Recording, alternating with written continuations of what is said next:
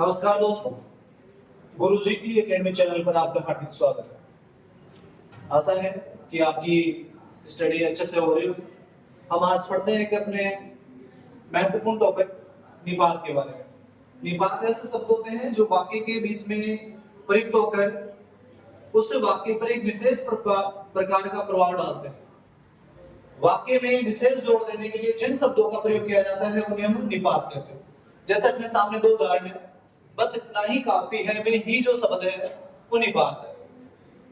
अगला है, फिर मैं भी जोड़ लगाता हूं, यहाँ पर भी का जो उच्चारण किया जा रहा है उस रूप में ये भी क्या है, निपात है। जब ऐसे अव्यय शब्द जो वाक्य में किसी बात पर विशेष बल देते हैं या जोड़ देते हैं उन्हें हम निपात कहते हैं।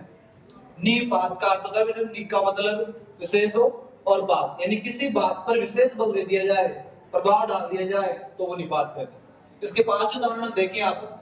मालकिन मुझे मार ही डालेगी, ये सब बता रहे हैं तो वहां पर विशेष प्रभाव लग रहा है। मुझे मारेगा तो मैं भी एक दो को गिरा दूंगा, यहाँ पर जो भी है वो विशेष प्रभाव डालता है कि मैं भी अपने पर।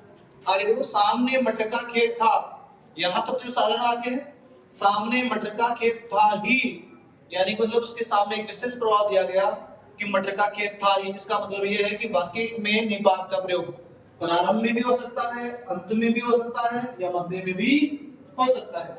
इसका उदाहरण अपने सामने है कि अंत में होगा, हमारी जान को कोई जान ही नहीं समझता। यहां पर जो विशेष बात है उस पर बल दिया गया, आएगा तो दूर ही से खबर लूंगा।